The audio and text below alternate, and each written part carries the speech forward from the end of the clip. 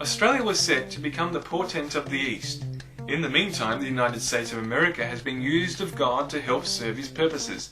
But it is evident throughout the Word that God is to have a witness come from the East. Therefore, the highest standard of the Christian Church at the time of church restitution is not to be found in Britain or in America, which lies to the utter west from Israel, but from the rising of the sun.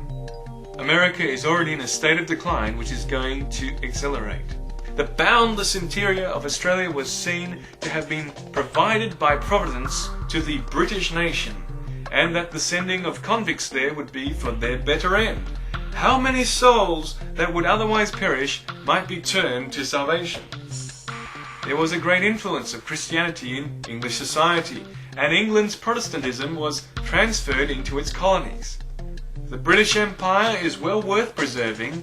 It is not merely a great aggregation of human beings possessing illimitable wealth and mighty naval and military power, but it is also a great spiritual partnership. Australians historically recognise the progress of Christian civilisation and trust which God had committed to the British. Even preaching helped to reinforce Protestant confidence that God was bringing an irresistible tide of spiritual renewal to the world through English-speaking Christianity. Henry Parkes said, "I say, moreover, and unpleasant and painful as it may be, it is a matter which ought not be shirked, that I want to preserve the teaching and influence of the Protestant religion in the country, and would lend no assistance whatever to any scheme which would have a tendency to depress the Protestant elements now in existence. I do not think we ought to be charged with illiberality because we object to a movement of the population which would change the character of the country. As for true Christian influence on Australian society, and of God's providence in providing a society where the Word of God may be carried forth, the words of American President Grant are revealing, who spoke of the new empire springing up in the southern hemisphere. One of Sir Henry Parkes' political opponents told him, "We shall join with you in endeavouring to lay the foundation stone of a great and glorious Australian empire." Sir Henry Parkes himself said, "Australia is advancing to the position of empire which is assigned to him, and depend on it, he will go on growing and gaining strength." Australian church leaders at the time of Federation, 1901, appealed to the logicality and potential of a group of people with a common British heritage uniting to make a powerful Pacific, in all senses, nation. A people speaking one language, acknowledging one Christian religion, and loyal to one flag, had a duty, according to the Anglican Bishop of Adelaide, Ahama, to become one people on the continent where God has placed us. Many agreed, including Methodists, Presbyterians and Baptists. National greatness would follow. Australia would become the great power of the southern seas, the Britain of the south. The Australasian Commonwealth would continue in the place of the redundant British Empire.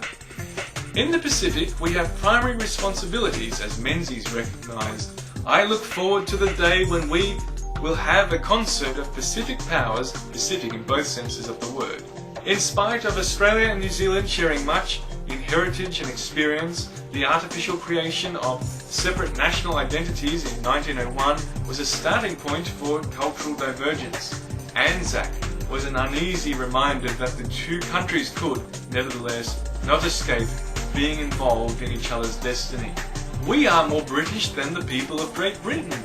We have these liberties and we believe in our capacity to achieve our great destiny, which is to hold this vast continent in trust for those who come after us and who stand with us in the battle of freedom. Our destiny beckons us, and we must tread the road along which we are led by the impulses which come from our history. Australians may claim this heritage from the British Empire. Our authorised version is the one religious link which at present, in 1882, binds together 90 millions of English-speaking men scattered over the earth's surface. For us, the British people, the Bible is a kind of national testament, a kind of national confession of faith. for it is the key to all that is worthy in our character and famous in our history.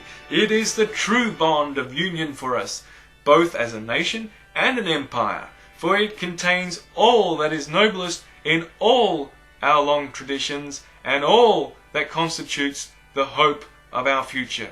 Sir Henry Parkes said, "The burden of the day will rest with the native-born Australians of the future, and never since the dawn of civilization had the youth of a nation had a fairer field to occupy or a nobler race to run. Let them drink in the moral splendours from the great lives of their ancestry.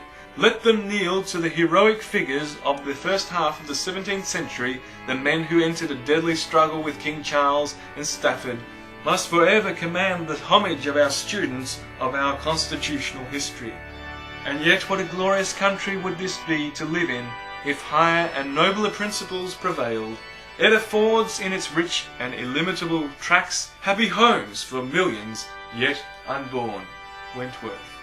And, O Britannia, shouldst thou cease to ride, despotic empress of old ocean's tide, should thy tamed lion, spent his former might, no longer roar the terror of the fight, should e'er arrive that dark, disastrous hour, when bowed by luxury thou yieldest to power, when thou no longer freest of the free, to some proud victor bends the vanquished knee, may all thy glories in another sphere relume and shine more brightly still than here. May this thy last-born infant then arise, to glad thy heart and greet thy parent eyes, and Australasia float, with flag unfurled, a new Britannia in another world.